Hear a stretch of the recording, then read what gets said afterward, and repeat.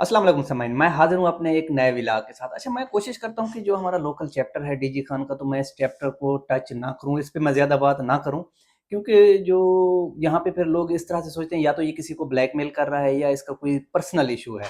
तो इसलिए मैं कोशिश करता हूँ कि मैं इसको नहीं छेड़ता।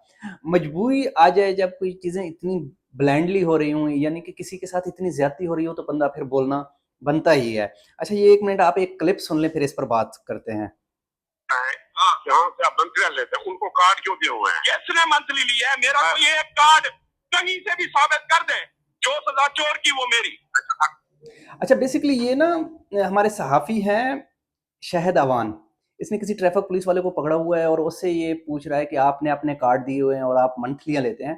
तो शहद अमान साहब क्योंकि बहुत बड़े सहाफ़ी भी हैं, बहुत बड़े वकील भी हैं, तो यहाँ पे इनका हक़ ये बनता था कि ये अगर इनके पास इस किस्म की कोई एविडेंस या कार्ड वग़ैरह थे, तो ये सीधे अदालत में चले जाते, या जो मुतलका फ़ोरम है, इनके सीनियर भी हैं, इनके जूनियर भी हैं, वहाँ पे जाकर इनकी कंप्लेन करते और वहाँ पे कोई इंक्वायरी वग़ैरह स्टैंड करने का कहते। तो माइक लेकर रोड पे निकल आना और वहाँ पे जो है ना इस तरह किसी की तज़हीक करना, और वो भी विदाउट एनी एविडेंस, ठीक है? ये बेसिकली जो सोशल मीडिया टिकटॉक है, फेसबुक है, यूट्यूब है, ये कोई अदालतें नहीं है, ये किसी को सज़ा और जज़ा दे सकें। सज़ा और जज़ा के लिए आपके पास सबूत होने चाहिए, आपको किसी लीगल फोरम पे जाना चाहिए। यहाँ पे तो सिर्फ़ आप किसी की पगड़ी उछाल सकते हैं।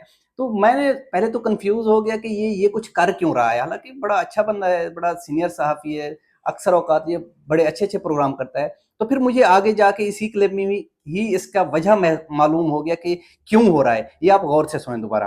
हमारा कोई जानने वाला हो, आप लाल भी इसको चला चाहे, हमारा कोई जानने वाला हो, आप लाल भी इसको चला चाहे, नहीं करेंगे।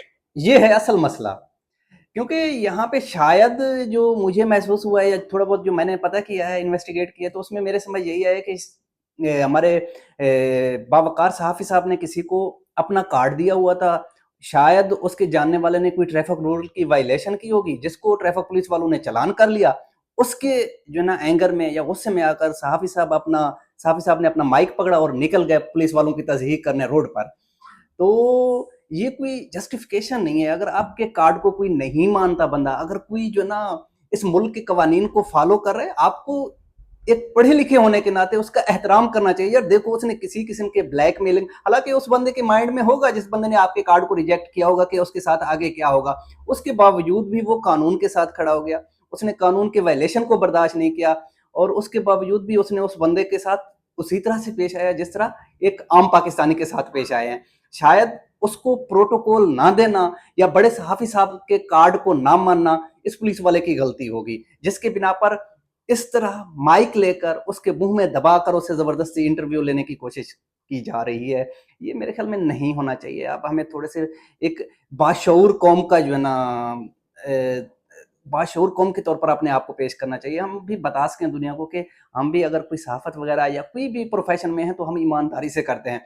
वहाँ पे उस बेचारे को एप्रिशिएट करने के बजाय उल्टा उसकी तज़हीक करना, ये बायस शर्मिंदगी है इस कौम के लिए। Thank you. मुझे अपने दुआओं में याद रखिएगा। अल्लाह हाफ़िज़।